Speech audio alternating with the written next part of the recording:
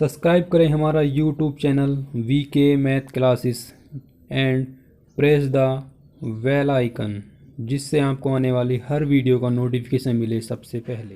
Hello friend, मैं हूं विनीत कुमार। स्वागत है आपका मेरे YouTube channel VK math classes में। आज मैं आपको कक्षा 12 के सब्जेक्ट फिजिक्स का चैप्टर नंबर 1 जो कि वह वैद्युत आवेशता क्षेत्र के आंकिक प्रश्न यानी कि न्यूमेरिकल के बारे में पढ़ाऊंगा। तो आइए शुरू करते हैं। न्यूमेरिकल को करने से पहले यानी कि आंकिक प्रश्नों को करने से पहले हम उसके जो बेसिक फॉर्मूले हैं जो इस चैप्टर में यूज होने हैं उनके बारे में पढ़ेंगे। तो सबसे पहले जो फॉर्मूला है वो है कूलाम का नियम। तो कूलाम का नियम में जो फॉर्मूला है वो है F बराबर 1/4 पाई एप्सिलॉन 0 Q1 Q2 बटे R स्क्वायर। न्यूटन में बल जो निकल जाता है वो न्यूटन में निकल जाता है, जहां पर 1/4 पाई एप्सिलॉन 0 का जो मान होता है वो होता है 9 गुणा 10⁹ न्यूटन मीटर स्क्वायर प्रति कूलाम स्क्वायर। जब हम न्यूमेरिकल करेंगे तो 1/4 पाई एप्सिलॉन 0 के स्थान पर मान लगाएंगे 9 गुणा 10⁹। इस पूरे का जो मान होता है वो होता है 9 गुणा 10⁹। और आपको क्वेश्चन में पहला आवेश दिया होगा तो उसे Q1 मान लेते हैं, दूसरे वाले आवेश को Q2 मान लेते हैं, और जो बीच की दूरी होती है उसे हम R मान लेते हैं और वहां से बल की वैल्यू निकाल लेते हैं। सेकंड जो क्वेश्चन है, मतलब जो सेकंड जो मान है जो इसमें यूज होगा वो है इलेक्ट्रॉन का द्रव्यमान। इलेक्ट्रॉन का द्रव्यमान होता है 9.1 गुणा 10⁻31। किसी किसी क्वेश्चन में है, अगर क्वेश्चन में दिया हुआ है कि 9.1 लगाना है तो 9.1 लगा लेते हैं, वरना तो 9.1 की जगह हम 9.0 यानी कि 9 गुणा 10⁻31 भी यूज कर लेते हैं। अगला जो मान है वो है इलेक्ट्रॉन पर आवेश। इलेक्ट्रॉन पर जो आवेश होता है वो होता है 1.6 गुणा 10⁻19 कूलाम। और जितना आवेश इलेक्ट्रॉन पर होता है उतना ही आवेश होता है प्रोटॉन पर। प्रोटॉन पर जो आवेश होगा वो होगा 1.6 गुणा 10⁻19। अब जितना इलेक्ट्रॉन पर आवेश होता है उसका दुगुना आवेश होता है अल्फा कण पर, यानी कि अल्फा कण पर जो आवेश होगा वो होगा 3.2 गुणा 10⁻19 कूलाम। आवेश का मात्रक होता है कूलाम। अगला जो मान है वो है एप्सिलॉन 0। एप्सिलॉन 0 भी कहते हैं, इसे एप्सिलॉन नोट भी कहते हैं। इसका जो मान होता है वो होता है 8.85 गुणा 10⁻12 कूलाम स्क्वायर प्रति न्यूटन मीटर स्क्वायर। अगर आपको ये वाला मान निकालना है तो इस वाले सूत्र में लगा के इस क्वेश्चन को सोल्व कर सकते हैं। एप्सिलॉन 0 को हम बोलते हैं निर्वात की वैद्युतशीलता। निर्वात की वैद्युतशीलता का जो मान होता है यानी कि एप्सिलॉन 0 का जो मान है वो है 8.85 गुणा 10⁻12 कूलाम स्क्वायर प्रति न्यूटन मीटर स्क्वायर। अगला जो सूत्र है वो लगेगा वैद्युत क्षेत्र की तीव्रता। अगर हमें वैद्युत क्षेत्र की तीव्रता निकालनी है तो सूत्र है इसका E बराबर 1/4 पाई एप्सिलॉन 0 Q बटे R स्क्वायर। उसका जो मात्रक है वो है न्यूटन प्रति कूलाम। अगला जो फॉर्मूला है वो है वैद्युत द्विध्रुव आघूर्ण। अगर वैद्युत द्विध्रुव आघूर्ण कहता है तो हमें मान निकालना है P का, और P बराबर जो फॉर्मूला है वो है 2QL। P बराबर 2QL। अगला जो सूत्र है वो है बल आघूर्ण। बल आघूर्ण का सूत्र है, बल आघूर्ण को लिखते हैं हम टो से, ये टो का साइन है, टो बराबर PE sin थीटा। आगे जो और भी जो बेसिक फॉर्मूले इसमें यूज होने वाले हैं बेटा आपको न्यूमेरिकल कराऊंगा, उसके साथ ही साथ लिखवा दूंगा। ये कुछ भी बेसिक फॉर्मूले थे जो आपको जानना बहुत ही जरूरी था। तो आइए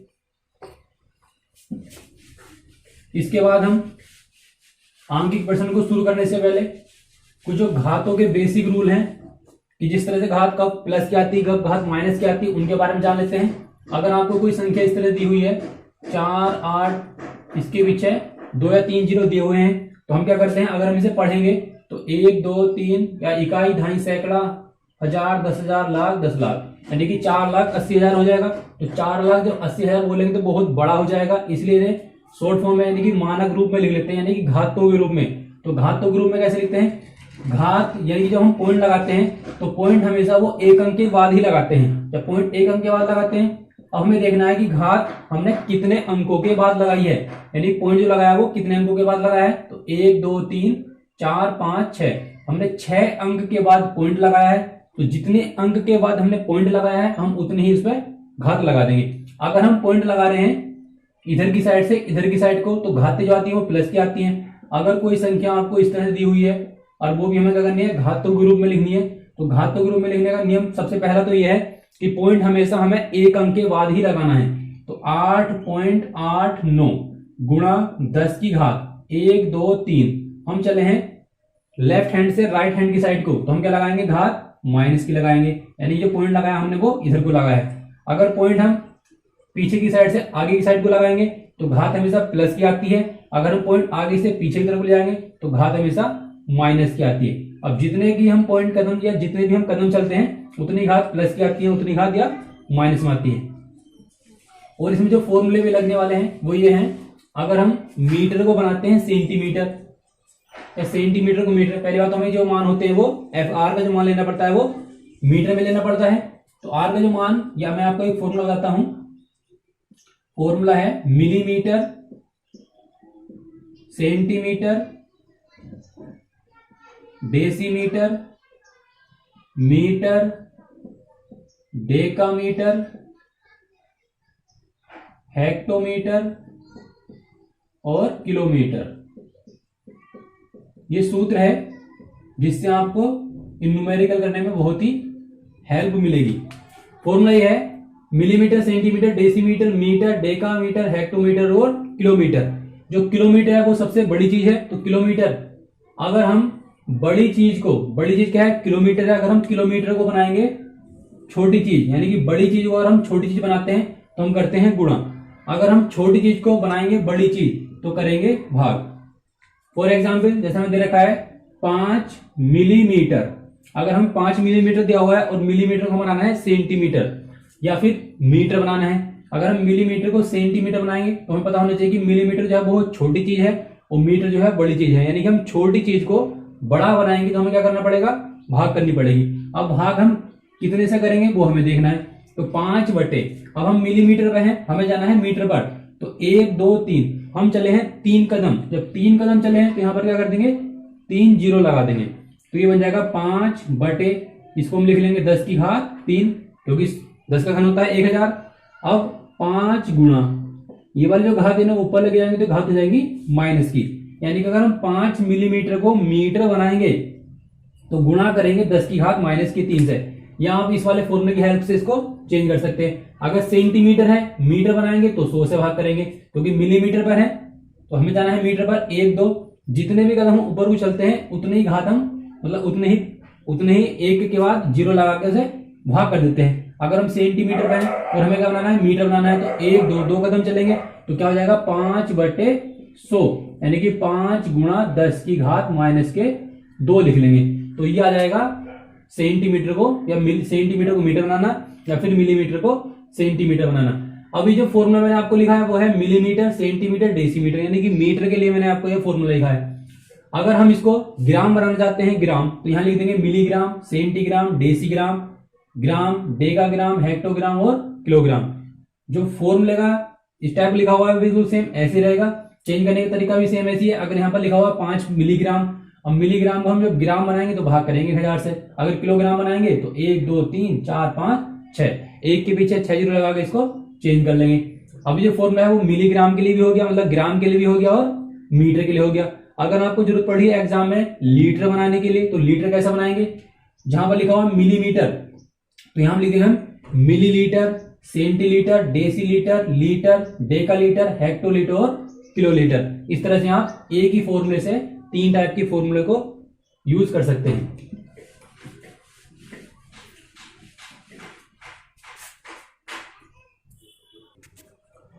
तो आइए शुरू करते हैं। पहला क्वेश्चन है, क्वेश्चन नंबर 1 है, वायु में एक दूसरे से 30 सेमी दूरी पर 2 गोले रखे हुए हैं। यानी कि एक गोला हमने मान लिया इधर साइड में है और एक गोला मान लिया हमने इधर साइड में। ये जो है एक दूसरे से 30 सेमी की दूरी पर स्थित हैं। पहले वाले गोले पर दे रखा है 2 गुणा 10 की घात माइनस के 7। पहले वाले गोले पर जो आवेश है वो है 2 गुणा 10 की घात माइनस 7 कूलम। दूसरे वाले गोले पर जो आवेश है वो है 3 गुणा 10 की घात माइनस के 7 कूलम। तो इन दोनों गोलों के बीच कितना बल लगेगा, कितना आकर्षण बल लगेगा वो हमें ज्ञात करना है। इसको हम मान लेंगे बिंदु A और इसको मान देंगे हम बिंदु B। अब जो R का मान है, ये जो दूरी है वो कहलाएगी R का मान, और R का जो मान है वो है सेंटीमीटर में, तो यहां लिख लेंगे R बराबर 30 सेंटीमीटर। अब हम क्या करेंगे, सेंटीमीटर को मीटर बनाएंगे। अभी मैंने आपको बताया था कि सेंटीमीटर को अगर हम मीटर बनाएंगे तो हम भाग करेंगे 100 से, तो ये लिख देंगे 30 बटे 100, ये 0 0 कट जाएगा तो ये हो जाएगा 3 बटे 10 मीटर। ये हो जाएगी r की वैल्यू। पहला वाला जो आवेश है उसे हम मान लेंगे q1, दूसरे वाले को मानेंगे हम q2।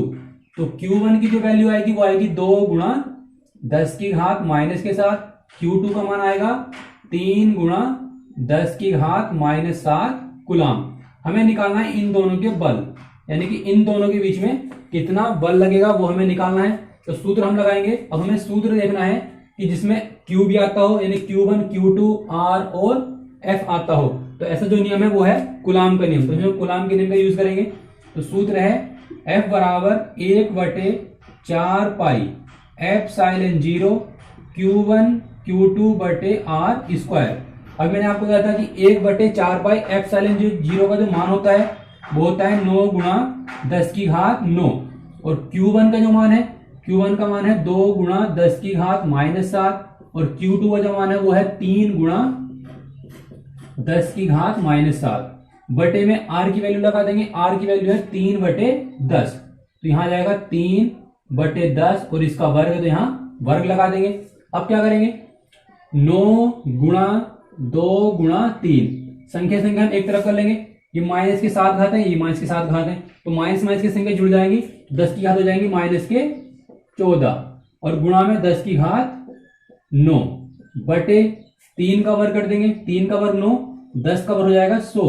अब ये 100 जो है ये पलट के ऊपर पहुंच जाएगा, तो ये आएगा 9 गुणा 2 गुणा 3 और 10 की घात 14 में से हम 9 घटाएंगे तो यहाँ बचेगा माइनस के 5, और ये जो 100 है ये ऊपर पहुंच जाएगा, और बटे में कितना है 9, तो ये वाला 9 इस वाले 9 से कैंसिल हो जाएगा। तो यहां बचेगा 2 की 3 से गुणा करेंगे 6 गुणा 10 की घात माइनस के 5, और 100 को हम लिख लेंगे 10 की घात 2, तो ये बन जाएगा 6 गुणा 10 की घात माइनस के 3।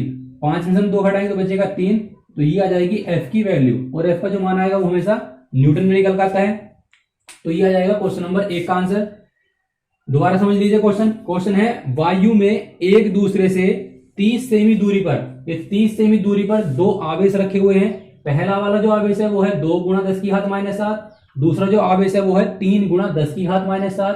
अब इनके मध्य जो लगने वाला बल है वो हमें ज्ञात करना है। तो बल निकालने के लिए हम सबसे पहले क्या करेंगे, जो R का मान सेंटीमीटर में है उसे मीटर बनाएंगे। जब भी हम सेंटीमीटर को मीटर बनाते हैं तो 100 से भाग करते हैं, या फिर हम गुणा करते हैं 10 की घात माइनस के 2 से।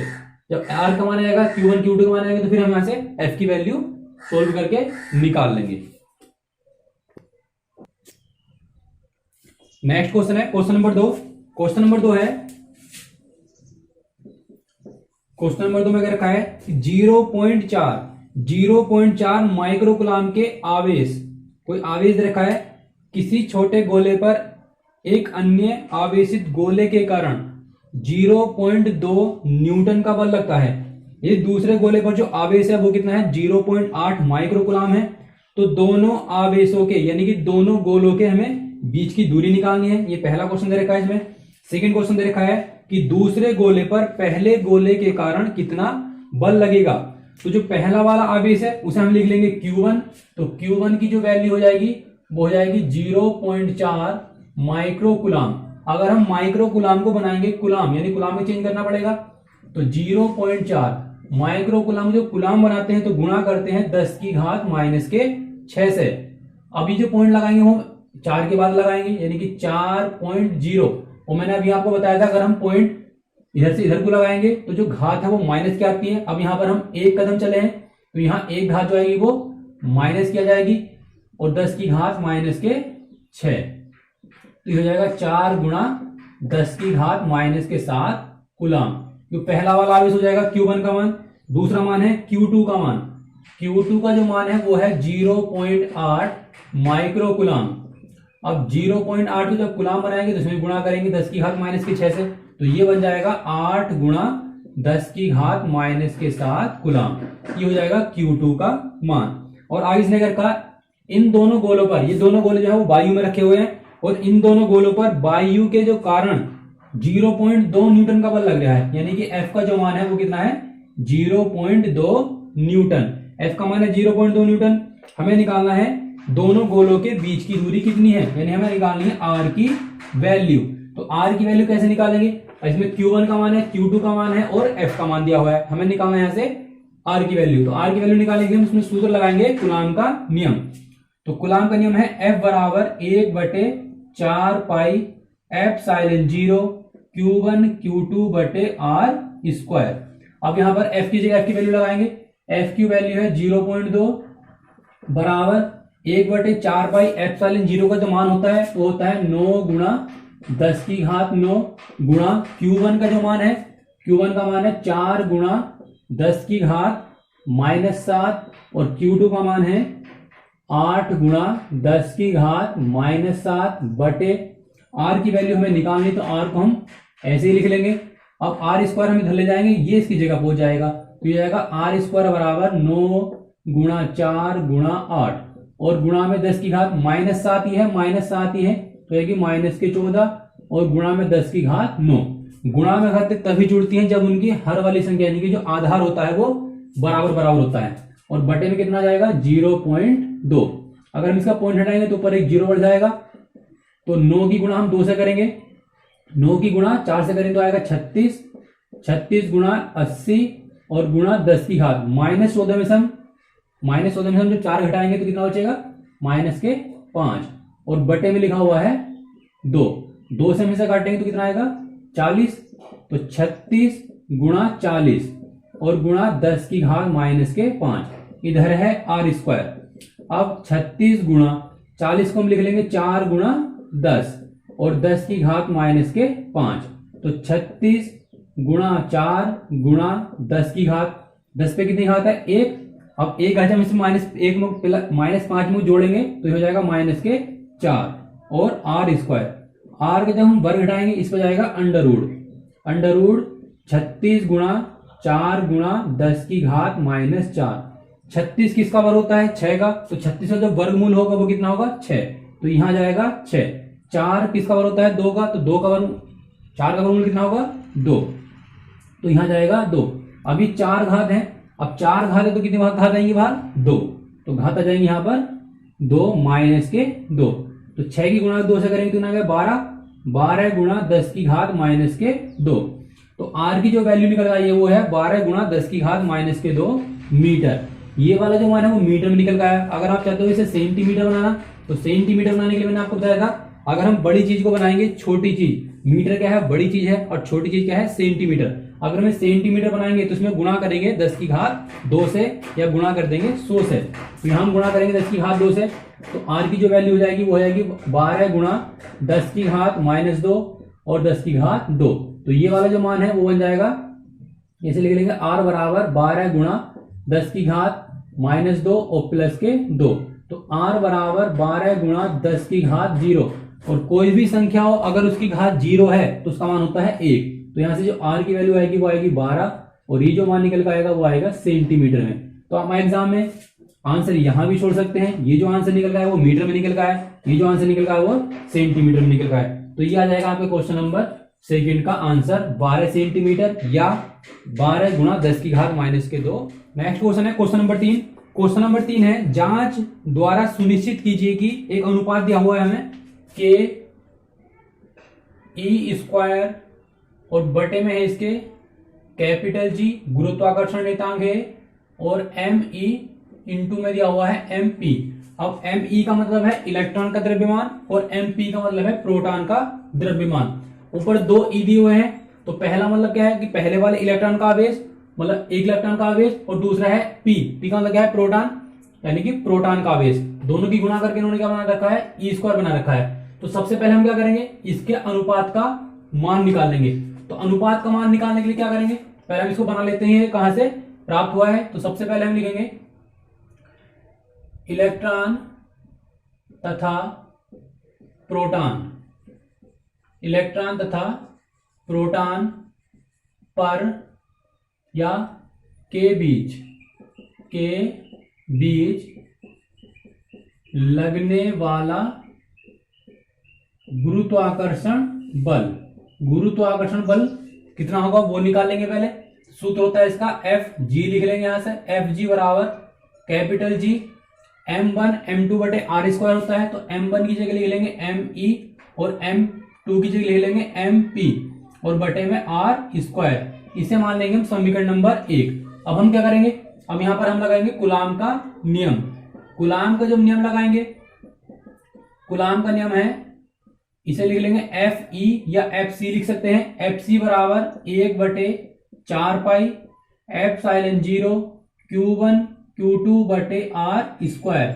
अब 1/एप्सिलॉन 0 ये वाला जो मान दे रखा है, इसके स्थान पर हम लगा लेते हैं के, तो ये बन जाएगा के, और Q1 Q2 बटे आर स्क्वायर। और Q1 Q2 की जगह हम मान लगा लेंगे, Q1 की जगह लगा लेंगे हम पहला वाला आवेश, यानी कि ये पहला वाला आवेश है और ये दूसरा आवेश है।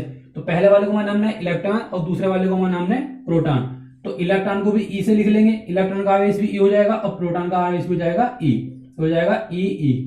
तो ये हो जाएगा एफ सी बराबर के इंटू ई स्क्वायर बटे आर स्क्वायर। इसे मान लेंगे समीकरण नंबर 2। अब हम क्या करेंगे, अनुपात निकालने के लिए समीकरण 1 को भाग करेंगे 2 से, इसे ऊपर रखेंगे और इसे हम नीचे रखेंगे, तो हो जाएगा एफ सी बटे एफ जी बराबर के इंटू ई स्क्वायर बटे आर स्क्वायर, बटे में लिखेंगे ये वाला मान, capital G M E into M P बटे आर स्क्वायर। तो ये आर स्क्वायर से आर स्क्वायर कैंसिल हो जाएगा, तो ये हो जाएगा के इंटू ई स्क्वायर बटे capital G M E into M P. तो ये वाला जो अनुपात है वो इस तरह से निकाल सकते हैं, ये जो मान दिया हुआ है इस तरह से निकाल के दिया हुआ है। अब हम क्या करेंगे, इस अनुपात में मान लगाने हैं, क्योंकि आगे इसने कह रखा है कि ये जो अनुपात निकल कर आया है एक बीमाहीन है, और भौतिक नियतांकों की सारणी देखकर इस अनुपात का मान निकालना कि इस अनुपात का मान क्या निकल कर आएगा, और हम बताना है कि यह अनुपात हमें क्या बताता है। तो इसके लिए हम क्या करेंगे, सबसे पहले हम इसके मान लगाएंगे। ये मान लगाएंगे तो के का जो मान होगा वो होगा 9 गुणा 10 की घात 9, क्योंकि के हमने किसकी जगह लिखा है 1/4 पाई एप्सिलॉन 0 की जगह लिखा है, तो के का मान हो जाएगा 9 गुणा 10 की घात 9। ई का जो मान होगा, इलेक्ट्रॉन पर आवेश होता है 1.6 गुणा 10 की घात -19, और इलेक्ट्रॉन पर आवेश इतना होता है, प्रोटॉन पर आवेश इतना होता है, तो इसे लिख लेंगे 1.6 गुणा 10 की घात -19, या इन दोनों पर हम लगा लेंगे वर्ग, या इसको हम अलग अलग भी लिख सकते हैं। कैपिटल जी का जो मान होता है वो होता है 6.67 गुणा 10 की घात -11। एम ई का मतलब है इलेक्ट्रॉन का द्रव्यमान, तो इलेक्ट्रॉन का जो द्रव्यमान होता है वो होता है 9.1 गुणा 10 की घात -31। एमपी का मतलब है प्रोटॉन का द्रव्यमान, तो प्रोटॉन का जो द्रव्यमान होता है वो होता है 1.67 गुणा 10 की घात -27 किलोग्राम। ये वाले मान हमने सब लगा दिए। अब हम क्या करेंगे, इसको हल करेंगे। यहां पर जो पॉइंट है वो 1 अंक के बाद है, यहाँ पॉइंट कितने अंक के बाद है, 1 अंक के बाद है। ये पॉइंट वाला पॉइंट इस वाले पॉइंट से हट जाएगा, यहाँ पर ये वाला पॉइंट इस वाले पॉइंट हट जाएगा। पॉइंट तभी हटता है जब पॉइंट के बाद के अंक बराबर बराबर हो। यहाँ पॉइंट के बाद 1 अंक है, यहाँ पॉइंट के बाद 2 अंक है, तो हम क्या करेंगे, यहाँ पर एक 0 बढ़ाना पड़ेगा, और जब हम ये वाला पॉइंट हटाएंगे तो इसके बढ़ जाएंगे ऊपर 2 0। अगर हम पॉइंट ऊपर से हटाएंगे तो पॉइंट 0 बढ़ाएंगे नीचे, और नीचे से बढ़ाएंगे तो पॉइंट बढ़ेंगे 0 बढ़ जाएंगे ऊपर। तो अब इसे लिख लेंगे 9 गुणा 10 की घात 9 गुणा में 16 और गुणा 160 और गुणा 10 की घात हल कर लेते हैं। 10 की घात 19 में जो प्लस के 9 जोड़ेंगे तो बचेगा -10, तो -10 और गुणा में 10 की घात -19। हमने पहले इन दोनों घात को सोल्व कर लिया, 19 में से 9 घटा दिया तो बचेगा -10 -19 ही आ गया, और 100 को हम लिख लेंगे 10 की घात 2। बटे में क्या लिखा हुआ है, बटे में लिखा हुआ है 667 गुणा 91 गुणा 167 और गुणा में 10 की घात। अब 10 की घात को सोल्व कर लेंगे, 31 में को हम जोड़ देंगे -11, क्योंकि ये भी संख्या माइनस की, ये भी संख्या माइनस की, दोनों जोड़ेंगे। 31 में जब 11 जोड़ेंगे तो हो जाएगा -42 और गुणा में है 10 की घात -27। अब हम क्या करेंगे, 16 की गुणा कर लेंगे, या पहले इसकी गुणा इस वाले पद से कर लेते हैं। 16 की जब गुणा करेंगे कितना आएगा 256, और इसके पीछे 1 0 है तो हमने 1 0 ऐसे ही लगा देंगे। गुणा में लिखा हुआ है 9 और गुणा 10 की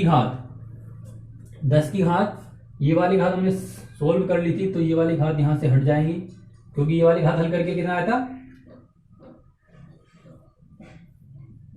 ये घात जो सोल्व करके आया था वो आया था 10 की घात -10। ये वाली 19 घात दिया जाएंगी, और 100 को लिख लिया हमने 10 की घात 2, तो ये वाली घात यहाँ मिस्टेक से लिखी गई थी, तो ये हो जाएगा तो 16 की गुणा 16 से करेंगे तो कितना आएगा 256। जीरो हमने ऐसे लगा दिया, गुणा में है 9 और गुणा में 10 की घात 29, मतलब 19 में को 10 जोड़ेंगे तो आएगा -29 और गुणा 10 की घात 2। बटे में क्या लिखा हुआ है, बटे में हम दोनों की इन सब की गुणा करनी पड़ेगी। पहले 667 की गुणा कर लेंगे 91 से, 667 की गुणा करेंगे 91 से तो ये आएगा 7 6 6, 9 7 63, 9 7 63 का 3 हासिल लगे 6, 9 छंग 54, 54 में को 6 जोड़ देंगे तो हो जाएगा 60, हासिल लगे 6 और 9 छंग 54, 54 में को 6 जोड़ देंगे तो हो जाएगा 60 और यहाँ बचेगा 7, जोड़ देंगे इनको 9 6 0 6। तो इन दोनों की जो गुणा करके आया हुआ है 60 697 और गुणा में लिखा हुआ है 167। अब ये वाली घातें भी जोड़ लेंगे, ये हो जाएगा 7 और 2 9, 4 और 2 6, माइनस के 69। अब 9 की गुणा इससे करेंगे तो 9 की गुणा 0 से करेंगे तो आएगा 0, 9 की गुणा 6 से करेंगे तो 9 छंग 54, हासिल लगे 5, 9 पंजे 45, 45 में 5 जोड़ेंगे हो जाएगा 50, हासिल लगे 5, 9 0 0, 9 छंग 54, 54 के 4 हासिल लगे 5, 9 पंजे 45, 45 से 5 50, हासिल लगे 5 और 9 दूनी 18, 18 में को 5 जोड़ेंगे तो कितना आएगा 23 और गुणा 10 की घात 27, 19 में से 29 में से हम घटाएंगे 2 तो बचेगा माइनस के 27। अब ये वाले जो घाते हैं हम ऊपर ले जाएंगे तो ये आएगा 10 की घात 69 बटे, अब इन दोनों की गुणा करेंगे आपस में, यानी कि इस वाले पद की जब इससे गुणा करेंगे तो 167 की गुणा करेंगे इस वाले पद से तो 7 7 49 हासिल लगे 9, 7 9 63, 63 में को हम 63 में को जब 9 जोड़ेंगे तो 63 में जब 9 जोड़ेंगे तो आएगा 72, हासिल लगे 7 और 9 छंग 54 और 54 में जब हम 7 जोड़ेंगे तो कितना आएगा 61, 61 का 61 लिख देंगे और 9 छंग 54। अब क्या करेंगे 6 की गुणा करेंगे 6 42, 6 42 हासिल लगे 4, 6 9 54, 54 में को 4 जोड़ेंगे 54 और 4 58, हासिल लगे 5, 9 छंग 54, 54 और 5 हो जाएंगे 59 और 6 छंग 36। अब गुणा करेंगे 1 की, जब 1 की गुणा करेंगे तो यहाँ आएगा 7, यहाँ आएगा 9 6 0 और 6। अब इन सबको प्लस कर लेंगे तो 9 4 ये हो जाएगा 8 8 16, हासिल लगा 1, 9 और 9 18, 18 6 24, 24 और 1 25, हासिल लगे 2, 6 4 10 और 5 15, 15 2 17, हासिल लगा 1, 6 5 11, 11 और 1 12, हासिल लगा 1 और 9 और 1 10। तो ये आ जाएगा 1 0 2 7 5 6 4 9। अब हम क्या करेंगे 23 0 4 0 गुणा 10 की घात, ये 69 घात है, ये -27 घात है। अब इनको सोल्व करेंगे तो 9 में से हम 7 घटाएंगे तो यहां बचेगा 2 और 6 में से 4 घटाएंगे, 6 में से 2 घटाएंगे तो बचेगा 4 और बटे में लिखा हुआ है 1 0 2 7 5 1 0 2 7 5 6 4 9। अब हम क्या करेंगे ऊपर वाली संख्या को नीचे वाली संख्या से डिवाइड करेंगे, तो डिवाइड करने के लिए क्या करेंगे इसको हम डिवाइड कर लेंगे तो यह आएगा 1 2 1 0 2 7 5 6 4 9, इसको डिवाइड करेंगे 23 0 4 0, यानी इस वाले संख्या इस वाले को भाग करेंगे तो एक बार तो भाग होने की नहीं, तो हम क्या करेंगे यहां पर पॉइंट लगा के 0 बढ़ा लेंगे, पॉइंट लगाकर 1 0 फिर 0 से 1 0 फिर 0 लगा लेंगे तो यहां फिर 1 0 बढ़ जाएगा, 1 0 तो यहां पर पहले से ही है, एक पॉइंट लगाया तो 1 0, एक पॉइंट लगाया 1 0 तो यहां पर 1 0 और बढ़ जाएगा। अब हमें देखना है ये लगभग कितनी बार जाएगा, तो ये लगभग 2 बार देख लेते हैं। 2 की गुणा इससे करेंगे 2 9 18, हासिल लगा 1, 2 चौक 8 और 1 9 और 2 छंग 12 और 1 13, हासिल लगा 1, 2 पंजे 10 10 और 1 11, हासिल लगा 1, 2 7 14 14 और 1 15, हासिल लगा 1, 2 2 4 और 1 5, 2 0 0 2 1 2। अब इसे माइनस कर देंगे तो समथिंग जो है ये लगभग ये जो जा रहा है 0.002। इसके बाद और भी अंक आ सकता है, इसे हम घटा के देखेंगे तो और भी अंक आ सकता है, घटा के देख लेते हैं। 10 में से 8 गए 2 बचेगा, 9 में से 9 गए 0, 9 में से 3 गए 6 बचेगा, 9 में से 1 गए 8 बचेगा, यहाँ हो जाएगा 13, 13 में से 5 जाएंगे तो यहाँ बचेगा 8, यहाँ बचेगा 9, 9 में से 5 जाएंगे तो बचेंगे 4 और यहाँ बचेगा 2। अब 1 0 और बढ़ा लेंगे यहाँ पर तो ये लगभग जो जाएगा वो समथिंग 3 बार जाएगा, क्योंकि 2 बार करा तो हमने आया है 20 से स्टार्ट हुआ है। अब जब 3 बार गुणा करेंगे तो ये आ जाएगा इस तरह से, और गुणा में लिखा हुआ है 10 की घात 42। अब हम क्या करेंगे, इसे घातों के रूप में लिखेंगे, तो इसे लिख लेंगे 2.3 गुणा 10 की घात 1 2 3, हम चले इधर की साइड में 3 घात, मतलब 3 कदम चले हैं तो 3 घात आ जाएंगी माइनस की, और गुणा में 10 की घात लिखा हुआ है 42। तो 2.3 गुणा 10 की घात 42 में से हम माइनस की 3 करेंगे तो यहां बचेगा 39। तो इस जो अनुपात का मान निकल कर आएगा वो आएगा 2.3 गुणा 10 की घात 39। तो इसका जो अनुपात का मान है वो ये आ जाएगा। अब हमसे क्वेश्चन में ये पता कर रहा है, हमने इसका मान तो निकाल दिया, अब हमसे बता रहा है कि ये अनुपात है वो क्या बताता है, या ये जो अनुपात है वो एक बीमाहीन राशि है। क्योंकि बीमाहीन राशि इसलिए है क्योंकि जो मान निकल गया है इसमें ना तो m है ना l है ना t है। जो अनुपात निकल गया है वो किस चीज का निकल गया है, fc बटे fe का, या fg लिख लेंगे यहाँ पर fg का। तो हम लिख देंगे इसके नीचे कि इसका जो मान निकल गया है वो है 2.3 गुणा 10 की घात 39, और यह एक बीमाहीन राशि है। और हमसे कह रहा है कि यह अनुपात हमें क्या बताता है, तो अनुपात के हिसाब से जो है वो गुरुत्वाकर्षण बल जो है वो क्या है, वैद्युत आकर्षण बल से जो F का मान है और Q का मान Fg का मान है, यानी कि Fg का मान ज्यादा है Fc से, तो गुरुत्वाकर्षण बल जो है वो वैद्युत चुंबकीय बल से, वैद्युत आकर्षण बल से अधिक होता है। तो इस तरह से आपके क्वेश्चन नंबर 3 का जो आंसर आ गया वो आएगा 2.3 गुणा 10 की घात 39। इसमें जो मेन चीज है वो ये है कि आपको ये वाले मान याद रखने पड़ेंगे, क्योंकि एग्जाम में ये वाले मान दे भी सकता है और एग्जाम में ये वाले मान नहीं भी देता है। तो हमें क्या करना है, ई का जो मान होता है यानी इलेक्ट्रॉन पर जो आवेश होता है वो होता है 1.6 गुणा 10 की घात -19, और जितना इलेक्ट्रॉन पर आवेश होता है उतना ही होता है प्रोटॉन पर, तो प्रोटॉन पर भी इसके बराबर ही होगा। इलेक्ट्रॉन जो द्रव्यमान होता है वो होता है 9.1 गुणा 10 की घात -31, ये वाला मान आपको याद रखना है। और प्रोटॉन पर जो द्रव्यमान होता है वो होता है 1.67 गुणा 10 की घात -27। सभी का अल्फा कण का द्रव्यमान अलग होता है, प्रोटॉन का अलग होता है, सबके द्रव्यमान अलग अलग होते हैं, सब पर आवेश भी अलग अलग होते हैं। नेक्स्ट क्वेश्चन है क्वेश्चन नंबर 4। क्वेश्चन नंबर 4 में क्या रखा है, किसी वस्तु का वैद्युत आवेश क्वांटीकृत है। क्वांटीकृत कहते हैं कि ये पूर्णांक संख्या है या नहीं है। इस कथन से आपका क्या तात्पर्य है, तो किसी भी अगर हम वैद्युत आवेश का मान निकालते हैं तो वो एक पूर्ण संख्या ही आता है, बिना पूर्ण संख्या के उसका मान नहीं आएगा, मतलब कि बटे में नहीं आएगा, 1/2 इस तरह से मान नहीं आएगा। तो इसका आंसर हम इसे लिख देंगे कि किसी वैद्युत आवेश का जो क्वांटीकरण मान होता है वो एक पूर्णांक संख्या होता है। क्वेश्चन नंबर जो 5 है, क्वेश्चन नंबर 5 में देखा है कि क्वेश्चन नंबर 5 है, जब कांच की छड़ को, अगर हम कांच की छड़ को रेशम से रगड़ते हैं, अगर हम कांच की छड़ को रेशम से रगड़ते हैं तो दोनों पर आवेश आ जाता है। इस परिघटना का वस्तुओं के अन्य युग्मों से परीक्षण करना है। अब हम क्या करेंगे, अगर हम कांच की छड़ को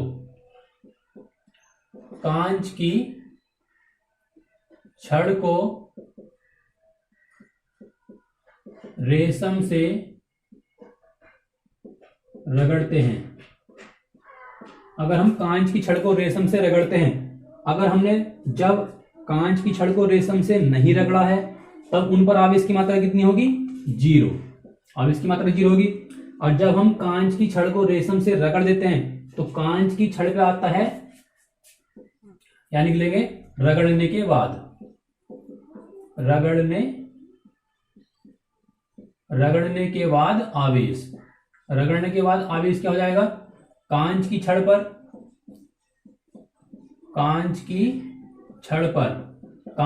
आता है धनावेश, यानी कि प्लस वाला आवेश। कांच की छड़ पर आता है धनावेश और रेशम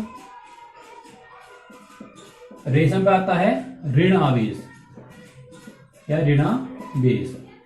कांच की छड़ पर धनावेश आएगा और रेशम की छड़ पर क्या आएगा, या रेशम पे कितना आ जाएगा, ऋणावेश। अभी दोनों आवेश होते हैं वो परिमाण में बराबर होते हैं, यानी कि अगर मान लो इसका जो मान होगा वो 1.6 गुणा 10 की घात -19 कूलम होगा, हमने ये मान लिया, तो इसका जो मान होगा वो कितना होगा, 1.6 गुणा 10 की घात -19, यानी कि आवेश तो बराबर होंगे लेकिन वो क्या होंगे, विपरीत दिशाओं में होंगे। विपरीत दिशाओं में जब होंगे तो एक प्लस का और एक होगा एक माइनस का। जब प्लस माइनस का होगा, अगर इसका हम कुल आवेश निकालेंगे, यानी कि हम इसका नेट आवेश निकालेंगे, कुल आवेश, तो दोनों को प्लस कर देंगे। तो 1.6 गुणा 10 की घात -19 और प्लस जब यहाँ लगाएंगे तो प्लस माइनस माइनस हो जाएगा, तो माइनस के 1.6 गुणा 10 की घात -19, तो ये वाला पद इससे कैंसिल हो जाएगा, तो नेट आवेश कितना आ जाएगा 0। तो इसका जो आंसर आ जाएगा वो आ जाएगा 0। नेक्स्ट क्वेश्चन है क्वेश्चन नंबर 6 दिया हुआ है। 4 बिंदु आवेश हैं जो वर्ग के शीर्षों पर रखे हुए हैं। एक वर्ग है, और वर्ग आप जानते हैं वर्ग किसे कहते हैं, जिसकी सारी भुजाएं बराबर होती है, उसे हम कहते हैं वर्ग। तो 4 बिंदु आवेश है। QA का मान दे रखा है, QA का मान दिया हुआ है 2 माइक्रोकुलाम। QB का मान दिया हुआ है -5 माइक्रोकुलाम, और QC का मान दिया हुआ है 2 माइक्रोकुलाम, और QD का जो मान है वो है -5 माइक्रोकुलाम। ये 4 आवेश हैं जो वर्ग की या वर्ग के चारों कोनों पर स्थित हैं। तो एक वर्ग बना लेते हैं, ये एक वर्ग है। वर्ग की जो होती है वो 4 भुजाएं क्या होती हैं, बराबर बराबर होती हैं। इनके चारों कोनों पर इसे मान लिया हमने QA, ये हो जाएगा QB दूसरा वाला आवेश, ये हो जाएगा QC और ये हो जाएगा QD। ये 4 आवेश हैं वृत्त के चारों कोनों पर रखे हुए हैं, चारों कोने पर रखे हुए हैं। आगे इन्हें क्या रखा है कि स्थित है वर्ग के केंद्र पर, वर्ग का केंद्र पर एक आवेश रखा हुआ है 1 माइक्रोकुलाम का। तो हम क्या करेंगे, इनके इस तरह से विकर्ण मिला लेंगे, तो ये इनके विकर्ण हो जाएंगे। अब जहां विकर्ण एक दूसरे को काट रहे हैं, ये आ जाएगा इसका केंद्र। तो केंद्र पर जो आवेश रखा हुआ वो रखा हुआ 1 माइक्रोकुलाम का। यहां पर 1 माइक्रोकुलाम का आवेश रखा हुआ है। अब हमें क्या करना है, हमें मान निकालना है कि केंद्र पर, वर्ग के केंद्र पर रखे 1 माइक्रोकुलाम आवेश पर लगने वाला बल, यानी कि इस वाले पॉइंट से बिंदु ए से इसे हमें बी मान लेंगे, ये सी हो जाएगा और ये बिंदु डी हो जाएगा। यानी कि इस वाले से कितना आवेश गया, इस वाले से कितना आया, बी से कितना गया और डी से गया। तो जितना भी बल जाएगा उसका हमें टोटल मान निकालना है। तो इसके लिए हम क्या करेंगे, ये वाली दूरी हमें पता होनी चाहिए, ये वाली दूरी कितनी है। इस दूरी निकालने के लिए इसने एक मान दे रखा है, वर्ग की जो भुजा है वो कितनी है 10 सेंटीमीटर। तो वर्ग की जो भुजा 10 सेंटीमीटर है तो सारी भुजाएं कितनी होंगी 10-10 सेंटीमीटर होंगी। 10 सेंटीमीटर ये, 10 सेंटीमीटर ये और 10 सेंटीमीटर ये। तो अब सेंटीमीटर है तो यहां पर हम लिख लेंगे भुजा दी हुई है 10 सेंटीमीटर। अब हम क्या करेंगे, सेंटीमीटर को सबसे पहले हम मीटर बनाएंगे।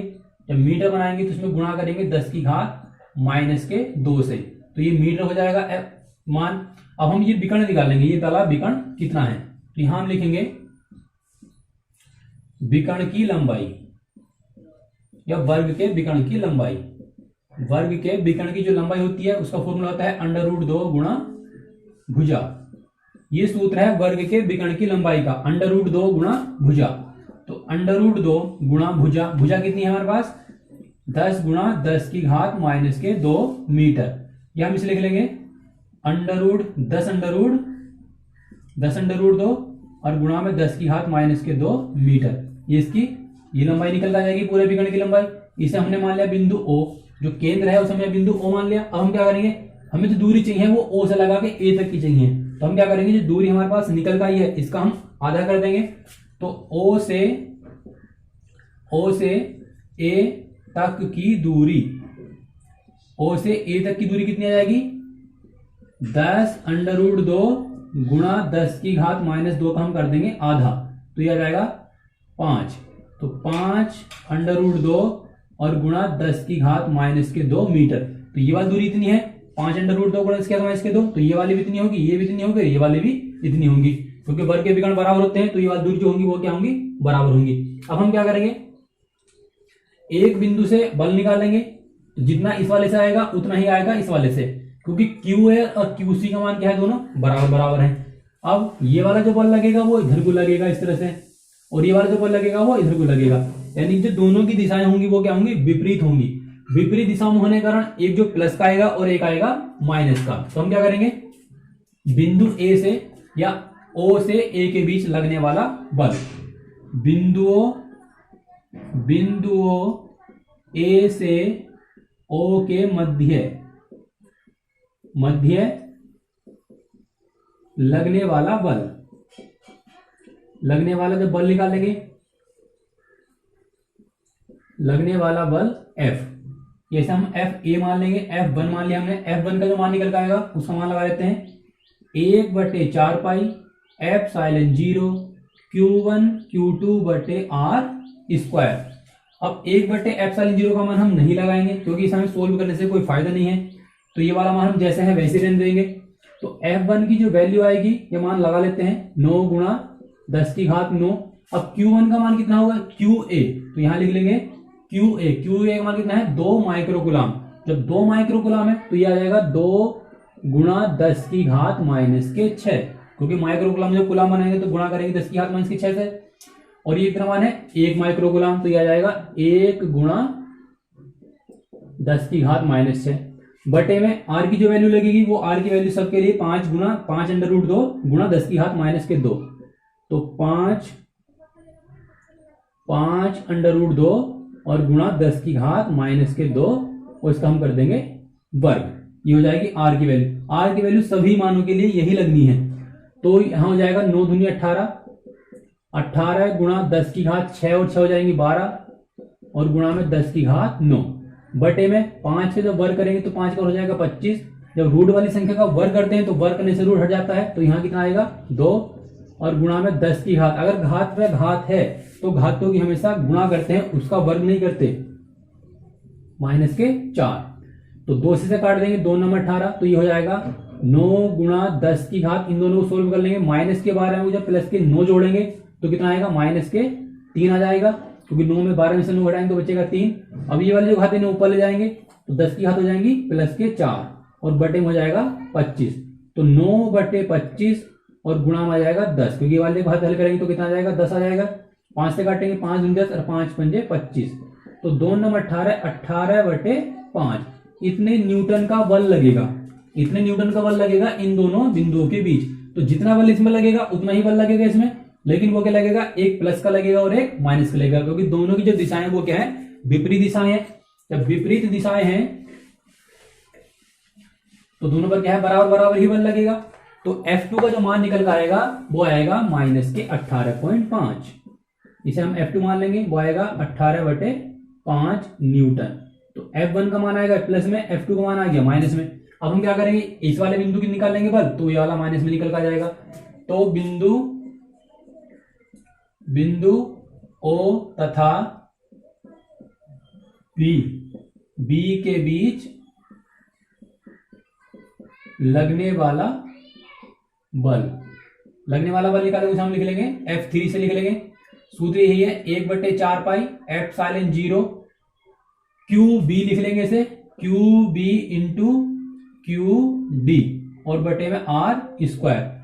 अब इसका मान लगा लेंगे 9 गुणा 10 की घात 9, QB की वैल्यू है माइनस में, तो 5 गुणा 10 की घात यहाँ प्लस में लेंगे, 5 गुणा 10 की घात माइनस की 6 बन जाएगा, माइक्रो कुलाम को कुलाम बनाएंगे तो, और गुणा में ये है 5 और 1 गुणा ये वाला आवेश लेंगे 1 वाला, 1 गुणा 10 की घात माइनस के 6 बटे में R का मान सभी के लिए वही रहना है 5 अंडर रूट 2 और गुणा में 10 की घात 2 माइनस के 2 और इसका कर देंगे वर्ग, तो 5 में 45 हो जाएगा।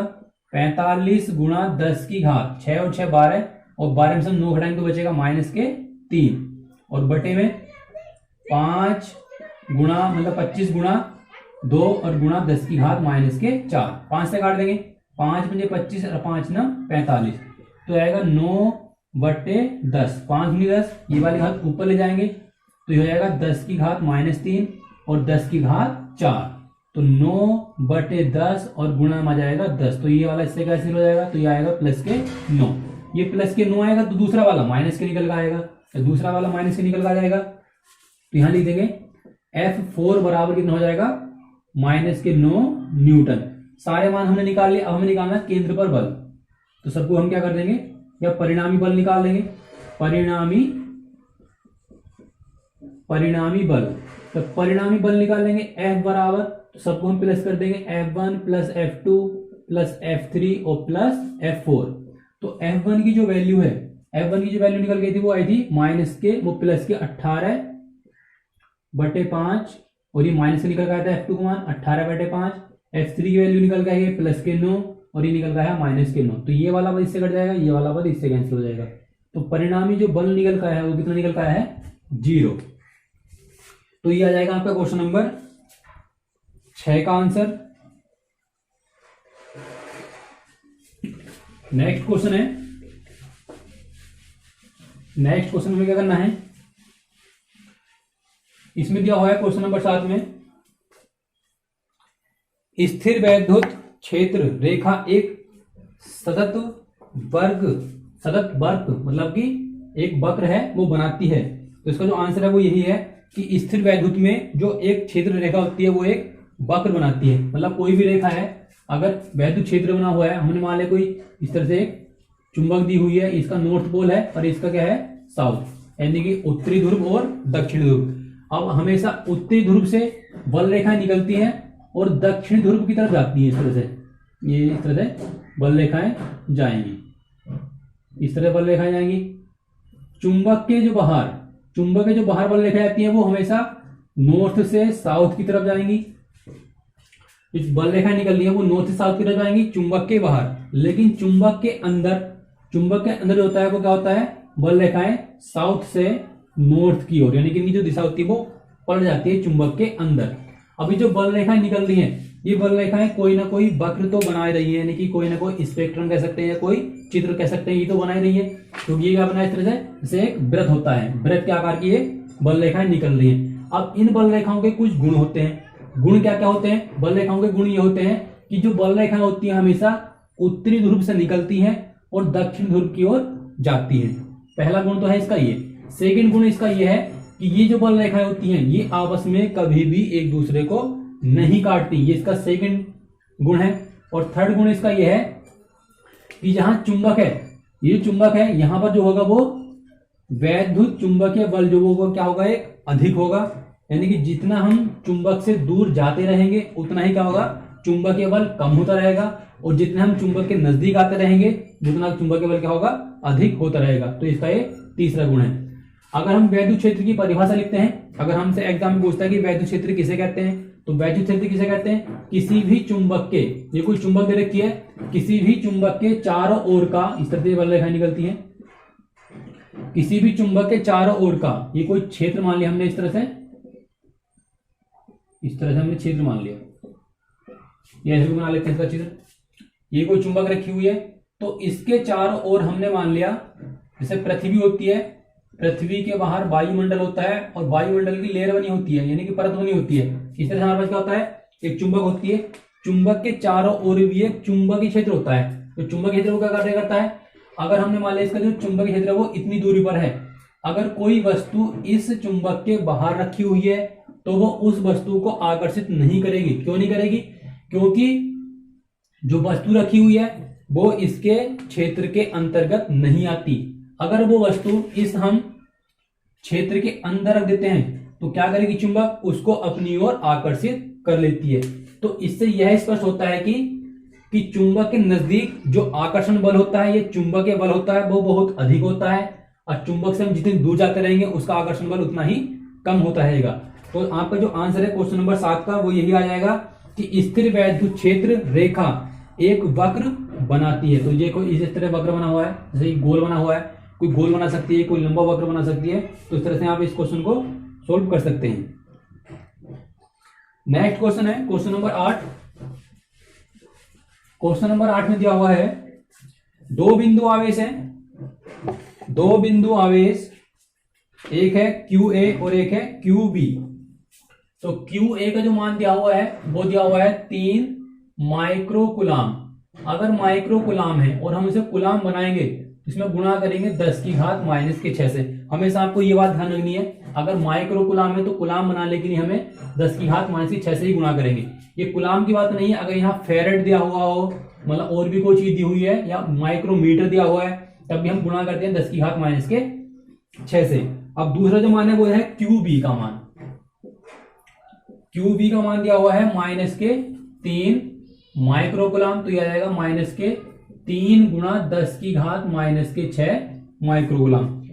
एक दूसरे से 20 सेमी दूरी पर हैं, इनकी जो बीच दूरी है वो 20 सेंटीमीटर है। इसका हम डायग्राम बना के देख लेते हैं। ये हो गया QA और ये हो जाएगा QB, ये दोनों आवेश हो गए। इनके जो बीच की डिस्टेंस है, इनकी दूरी है वो कितनी है, 20 सेंटीमीटर है, 20 सेंटीमीटर की दूरी है इन दोनों के बीच की दूरी। और हमसे कह रहा है कि दो क्वेश्चन दिए हुए हैं इसमें। पहला क्वेश्चन तो यह है कि दोनों आवेशों को मिलाने वाली जो रेखा है, ये जो रेखा बनी हुई है ए से लगा के बी तक की दूरी, ये रेखा है, इनके मध्य बिंदु तो बिल्कुल बीचों बीच होगा। तो यहाँ पर जब 20 सेंटीमीटर है तो हम मान लेंगे यहाँ पर 10 सेंटीमीटर, इसको हम बिंदु ओ मान लेंगे। तो ये डिस्टेंस कितनी हो जाएगी 10 सेंटीमीटर और ये वाली हो जाएगी 10 सेंटीमीटर। दोनों की जो बीच की दूरी है टोटल वो कितनी है 20 है। मध्य बिंदु बोल रहा है तो 10 इधर हो जाएगी और 10 हो जाएगी इधर। अब मध्य बिंदु पर हमें वैद्युत क्षेत्र का मान करना है। वैद्युत क्षेत्र क्या है तो हमें निकालना है ई का मान। जब ई का मान निकालेंगे तो ये पहला आवेश है, ये दूसरा आवेश है, ये हो जाएगा R1, ये हो जाएगा R2, या हम केवल R ही लिख सकते हैं। तो यहां लिख लेंगे R बराबर 10 सेंटीमीटर। चित्र से जो R का मान निकल गया है वो 10 सेंटीमीटर निकल गया है। अब हम क्या करेंगे, सेंटीमीटर को मीटर बनाएंगे। अगर हम सेंटीमीटर को मीटर बनाते हैं तो गुणा करते हैं 10 की घात माइनस के 2 से। तो R की जो वैल्यू आएगी वो आएगी 10 गुणा 10 की घात माइनस के 2। अब हम क्या करेंगे, बिंदु ए से ओ पर कितना वैद्युत क्षेत्र गया वो निकालेंगे। तो यहां लिखेंगे बिंदु ए से ओ पर वैद्युत क्षेत्र की तीव्रता कितनी है वो निकालेंगे। समान लेंगे हम E1, पहले वाले को हम E1 मान लेंगे। तो सूत्र है इसका, अभी मैंने आपको लिखाया था, 1/4 पाई एप्सिलॉन 0 Q बटे R स्क्वायर न्यूटन प्रति कूलम ये होता है। तो हम पहला वाला आवेश लेंगे तो यहाँ Q A लिख लेंगे। अब इसका जो मान होता है वो होता है 9 गुणा 10 की घात 9। Q A का मान कितना है 3 गुणा 10 की घात माइनस के 6 और R की जो वैल्यू है वो है 10 गुणा 10 की घात माइनस के 2। तो 10 गुणा 10 की घात माइनस के 2 और इसका कर देंगे हम वर्ग। 9 की गुणा 2 से करेंगे तो कितना आएगा 27 और गुणा 10 की घात 9 में को हम जब 6 जोड़ेंगे तो हो जाएगा 3 और बटे में 10 का हो जाएगा 100 और गुणा में 10 की घात माइनस के 4। 9 की गुणा 3 से करेंगे तो आएगा 27 गुणा 9 में को हमने 6 घटा दिया तो बचेगा 3, 10 का वर्ग 100 और घात पे घात है तो घातों की हमेशा गुणा करते हैं। तो गुणा करके आएगा 10 की घात माइनस के 4। अब 27 गुणा 10 की घात 3 बटे 100 को हम लिख लेंगे 10 की घात 2 और गुणा में लिखा हुआ है 10 की घात माइनस के 4। तो ये बन जाएगा 27 गुणा 10 की घात 3 बटे 4 में से हम 2 हटाएंगे तो हो जाएगा माइनस के 2। अब ये वाली घात हम ऊपर ले जाएंगे तो हो जाएगा 10 की घात 2। तो इसका जो मान आएगा वो आएगा 27 गुणा 10 की घात 5। ये E1 का मान आएगा।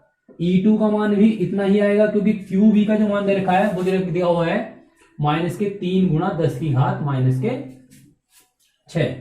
इसी प्रकार करके लिख देंगे। इसी प्रकार E2 का जो मान आएगा वो आएगा माइनस के 27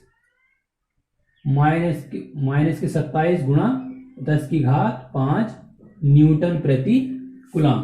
E1 का मान आएगा और ये आ जाएगा E2 का मान। जो पहला क्वेश्चन है, पहले क्वेश्चन हमसे पूछ रहा है कि मध्य बिंदु पर क्षेत्र की तीव्रता कितनी होगी वो हमें निकालना है। तो मध्य बिंदु कितना है इसका O। तो है लिखेंगे बिंदु O पर विद्युत क्षेत्र की तीव्रता कितनी होगी E बराबर E1 प्लस E2। E1 का जो मान है वो कितना है 27 गुणा 10 की घात 5। अब E2 का मान कितना है वो माइनस में है, लेकिन जब हम विद्युत क्षेत्र की तीव्रता बिंदु O पर निकालेंगे तो हम इसे माइनस नहीं लेंगे, इसे हम प्लस लेंगे। अगर माइनस ले लेंगे तो तीव्रता कितनी आएगी 0। जब तीव्रता 0 आ जाएगी, जब E का मान 0 निकल आएगा तो इन दोनों आवेशों के बीच कोई बल कार्य नहीं करेगा। इसलिए हम क्या करेंगे E2 का जो मान है वो प्लस में लेंगे। तो यहां लिख लेंगे 27 गुणा 10 की घात 5। तो E1 E2 के जो मान है दोनों बराबर ले जाएंगे। अब हम क्या करेंगे इन दोनों मानों को आपस में जोड़ देंगे। जब इन दोनों मानों को हम आपस में जोड़ेंगे तो ये हो जाएगा 27 और 27 में 27 जोड़ लेंगे तो 27 हो जाएगा 54। और एक बात आपको ध्यान रखनी है, जोड़ने का या घटाने का नियम ये होता है अगर घात बराबर हैं। यहाँ कितनी घात है 5 और यहाँ कितनी घात है 5। अगर घात बराबर है तो ही ये संख्या जुड़ सकती है या घट सकती है। अगर घात बराबर बराबर नहीं है तो हमें घातें बराबर करनी पड़ती हैं। तो 27 में हम 27 जोड़ेंगे तो कितना आएगा 54, 54 गुणा 10 की घात 5, या यह जाएगा ई का मान, या हम इसे पॉइंट में लिख सकते हैं। पॉइंट में लिखेंगे तो हो जाएगा 5.4। हमने जो पॉइंट लगाया वो लगाया पीछे की साइड से आगे की साइड को, तो 5.4 गुणा 10 की घात, या 10 लिख लेंगे इसे, और गुणा में 10 की घात 5 तो पहले से ही है, तो 5.4 गुणा 10 की घात 6 न्यूटन प्रति कूलम। तो ये आ जाएगी बिंदु O पर वैद्युत क्षेत्र की तीव्रता। इसी में जो नेक्स्ट क्वेश्चन दिया हुआ है, क्वेश्चन नंबर बी में दिया हुआ है यदि 1.5 गुणा 10 की घात -9 कूलम का परिणाम का कोई ऋणात्मक आवेश इस बिंदु पर रख दे, यानी कि बिंदु O पर हमने क्या करा 1.5 गुणा 10 की घात -9 कूलम का आवेश रख दिया। तो इस बिंदु पर, या यो बिंदु जो है जिस बिंदु पर हम मान निकाला है वो कितने बल का अनुभव करेगा वो हमें निकालना है। तो बल निकालने का जो सूत्र है वो है F बराबर QE। इसका हम इस वाले फॉर्मूले का यूज करके इसका मान निकाल लेंगे। अब E का जो मान निकल गया वो आया है 5.4 गुणा 10 की घात 6, और Q का जो मान लेना है वो हमें लेना है 1.5। यहाँ को लिख देंगे बी क्वेश्चन में Q का जो मान दिया हुआ है वो है 1.5 गुणा 10 की घात -9, इतना मान दिया हुआ है। E का जो मान निकल गया वो आया है 5.4 गुणा 10 की घात 6, और हमें निकालना है बल कितना है। तो बल निकालने का सूत्र है वो है F बराबर QE। इस वाले फॉर्मूले से हम बल का मान निकाल लेंगे, F बराबर QE। तो Q की जगह हम Q का मान लगाएंगे। Q का मान कितना है 1.5 गुणा 10 की घात -9, और E का मान है 5.4 गुणा 10 की घात 6। अब हम क्या करेंगे 15 की गुणा इससे करेंगे, तो 15 चौका 60, हाथ से लगे 6, और 15 पंजे 75, 75 और 6 होते हैं 81। यहाँ पर हम 81 लिख देंगे। अब एक अंक के बाद पॉइंट यहाँ पर है, एक अंक के बाद पॉइंट यहाँ पर है, तो हम क्या करेंगे गुणा करके 2 अंक के बाद पॉइंट लगा देंगे, नहीं हो जाएगा 8.1 गुणा 10 की घात -9 में जो प्लस के 6 जोड़ेंगे तो यहाँ आएगा -3। तो इसका जो आंसर आएगा वो आएगा 8.1 गुणा 10 की घात -3 न्यूटन। तो इसका जो बी आंसर है, मतलब क्वेश्चन नंबर 8 में जो बी वाला पार्ट है, इसका जो आंसर आया वो है 8.1 गुणा 10 की घात -3 न्यूटन। नेक्स्ट क्वेश्चन है क्वेश्चन नंबर 9।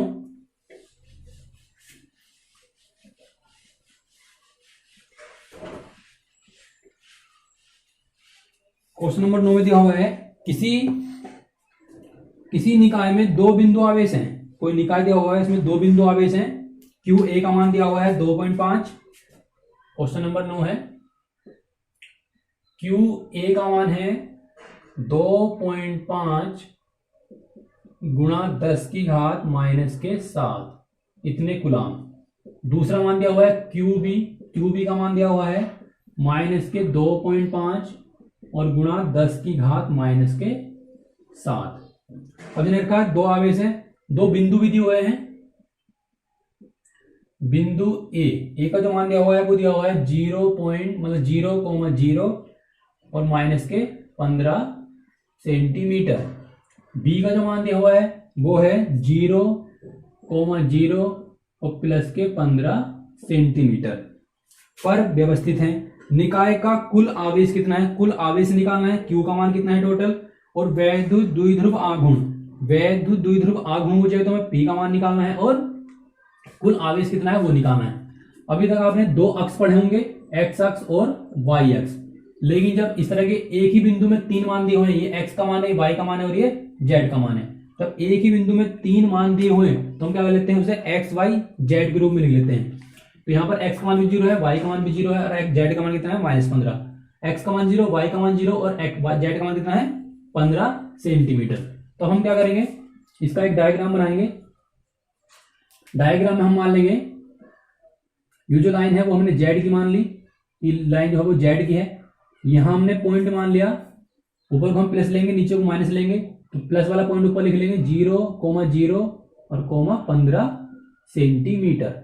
ये हो गया ऊपर वाला मान। अब इसे हमने पॉइंट ए मान लेंगे, यहाँ हमने दूसरा पॉइंट मान लिया, यहाँ पर बी लिखा हुआ है, बी इसे मान लेंगे ए। तो 0,0, माइनस के 15 सेंटीमीटर, ये पहला पॉइंट हो गया, ये दूसरा पॉइंट हो गया। अब इनकी जो टोटल बीच की दूरी होगी वो कितनी होगी, 2l मान लेंगे, ये 2l हो जाएगा। अब हम क्या करेंगे, हमें निकालना है कुल आवेश। जब कुल आवेश निकालेंगे तो इन दोनों आवेशों को हम क्या कर देंगे, जोड़ देंगे, QA प्लस QB। तो QA का मान कितना है 2.5 गुणा 10 की घात -7, QB का मान माइनस में तो यहाँ माइनस आ जाएगा, 2.5 गुणा 10 की घात -7, तो ये वाला पद इससे कैंसिल हो जाएगा। तो Q का जो मान आएगा वो कितना आएगा, 0। तो कुल जो आवेश होगा वो कितना होगा, 0। तो पहले वाला जो क्वेश्चन इसका आंसर आ जाएगा 0। सेकंड में हमसे पूछ रहा है कि वैद्युत द्विध्रुव आघूर्ण का मान हमें निकालना है। तो आघूर्ण के लिए हम क्या करेंगे, P का मान हमें निकालना है। तो P का मान हम कैसे निकाल लेंगे, P का मान निकालने का आपको मैंने एक फॉर्मूला आपको ये बताया था कि P बराबर 2QL होता है, P बराबर 2QL। यहां पर पहला आवेश होता है और ये होता है दूसरा आवेश। इन दोनों की जो बीच की दूरी होती है वो होती है 2L। तो यहां पर भी एक आवेश रखा हुआ है, यहां पर भी एक आवेश रखा हुआ है। इन दोनों की जो बीच की दूरी है वो कितनी है, 2L। हमने 2L मान ली। जब 2L है तो उसकी जो परिभाषा लिखी जाती है वो होती है P बराबर 2QL से बनती है, यानी कि ये हो जाएगा 2L और गुणा में Q। यानी कि हम वैद्युत द्विध्रुव आघूर्ण किसे कहते हैं, किसी एक आवेश, यहां पर दो आवेश हैं Q1 Q2, किसी एक आवेश लो, यानी कोई सा एक आवेश और उन दोनों आवेशों की जो बीच की दूरी होती है अगर हम उनकी गुणा कर दें तो क्या बन जाता है, वैद्युत द्विध्रुव आघूर्ण बन जाता है। यानी किसी एक आवेश तथा उन दोनों आवेशों के बीच की दूरी के गुणनफल को वैद्युत द्विध्रुव आघूर्ण कहते हैं। इसे हम P से रिप्रेजेंट करते हैं। तो हम क्या करेंगे, इसमें इनकी जो बीच की दूरी है, यहां पर दूरी कितनी होगी, यहां पर बिंदु होगा 0, तो ये वाली कितनी होगी 15 और ये भी कितनी होगी 15। तो 2L का जो मान निकल कर आएगा वो कितना आएगा, 15 प्लस 15। अब ये संख्या माइनस की, ये संख्या प्लस की, अगर हम प्लस माइनस वाला मान ले लेंगे, अगर एक हम प्लस का लेते हैं को माइनस का लेंगे तो कितना आ जाएगा 0। तो बीच की दूरी तो 0 हो नहीं सकती, तो हम क्या करेंगे, दोनों मान प्लस प्लस के लेंगे, तो ये आएगा 30 सेंटीमीटर।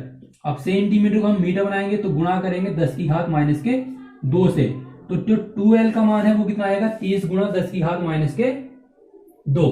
तो एक आवेश ले लेंगे, आवेश चाहे ये वाला ले लो या ये वाला आवेश ले लो। अब हम निकालेंगे P बराबर 2QL, या 2L गुणा Q लिख लेंगे, या QA लिख लो, यहाँ QB लिख लो। तो 2L का जो मान है वो कितना है, 30 गुणा 10 की घात -2 और QA का मान कितना है 2.5 गुणा 10 की घात -7। पॉइंट हटा के यहाँ 0 बढ़ा लेंगे तो ये 0 इससे कैंसिल हो जाएगा। तो ये आ जाएगा 3 गुणा 25 और गुणा 10 की घात -9। बटे में तो कुछ है नहीं, 25 की गुणा 3 से करेंगे तो 25 दिया 75 और गुणा 10 की घात -9। 25 की 3 से गुणा करेंगे 25 से 75 और गुणा में आगे 10 की घात -9। अब हम क्या करेंगे, 7.5 गुणा 10, ये पॉइंट के रूप में ले लेंगे, 10 आ जाएगा, यानी 1 घात और 10 की घात -9, तो ये आ जाएगा 7.5 और गुणा 10 की घात -8। इतना बल आघूर्ण होगा इसका, और बल आघूर्ण का मतलब हो जाएगा इसका कुलाम मीटर, ये इसका मात्रक है। क्योंकि एक तो Q है तो Q हम नापते हैं कुलाम में और दूरी नापते हैं मीटर, तो कुलाम मीटर इसका मात्रक बन जाएगा। तो क्वेश्चन नंबर 9 का जो आंसर आएगा, एक तो आ जाएगा कुल आवेश 0 और एक आ जाएगा P बराबर 7.5 गुणा 10 की घात -8। नेक्स्ट क्वेश्चन है क्वेश्चन नंबर 10। क्वेश्चन नंबर 10 दिया हुआ है 4 गुणा 10 की घात -9 कुलाम मीटर। अगर कुलाम मीटर है तो वो हो गया P का मान, क्योंकि वैद्युत द्विध्रुव आघूर्ण का मात्रक कुलाम होता है, कुलाम मीटर। तो P बराबर हो जाएगा 4 गुणा 10 की घात -9 कुलाम मीटर, ये मान दिया हुआ है। और आगे कह रखा है द्विध्रुव का आघूर्ण कोई वैद्युत द्विध्रुव 5 गुणा 10 की घात 4 न्यूटन प्रति कूलाम। अगर न्यूटन प्रति कूलाम आता है तो वो होगा E का मान। तो इसमें E का मान दिया हुआ है 5 गुणा 10 की घात 4 न्यूटन प्रति कूलाम। परिणाम के किसी एक समान वैद्युत क्षेत्र की दिशा से 30 डिग्री कोण पर संरेखित है। अगर 30 डिग्री का कोण है तो थीटा का मान कितना हो गया? 30 डिग्री। थीटा का मान हो गया 30 डिग्री। हमें निकालना विद्युत द्विध्रुव पर कार्यरत बल आघूर्ण। अगर बल आघूर्ण निकालना है तो हमें मान निकालना है टो का। मैंने आपको वीडियो के स्टार्टिंग में बताया था कि बल आघूर्ण को लिखते हैं टो से और द्विध्रुव आघूर्ण को लिखते हैं पी से। तो हमें टो का मान निकालना है। अब हमें ऐसा सूत्र देखना है जिसमें ये तीनों चीज आती हों। तो इसका जो सूत्र है वो क्या है? टो बराबर P E sine theta. P की वैल्यू कितनी है? 4 गुणा 10 की घात -9। ई की जो वैल्यू है वो कितनी है? 5 गुणा 10 की घात 4 और साइन थीटा। थीटा का मान कितना है? 30 डिग्री। 5 की गुणा 4 से करेंगे कितना आ गया? 5 चौक 20 और गुणा 10 की घात 9 में से हम 4 घटाएंगे तो बचेगा -5। और साइन 30 की जो वैल्यू होती है वो होती है 1/2। तो हम 2 से काट देंगे तो आएगा 10। तो 10 गुणा 10 की घात -5, या हम लिख लेंगे इसे 10 की घात -4। तो टो का जो मान आया वो है 10 गुणा 10 की घात -10 की घात -4। इसका जो मात्रक होता है वो होता है न्यूटन मीटर। तो क्वेश्चन नंबर 10 का जो आंसर आ गया वो आ गया टो बराबर 10 की घात -4 न्यूटन मीटर। तो मैं आपको 1 से लगा के 10 तक के क्वेश्चन करा चुका हूं। इससे आगे क्वेश्चन आपको वीडियो के पार्ट 2 में कराऊंगा। अगर आपको वीडियो अच्छी लगी हो तो वीडियो को लाइक करें, शेयर करें और मेरे चैनल को सब्सक्राइब करें।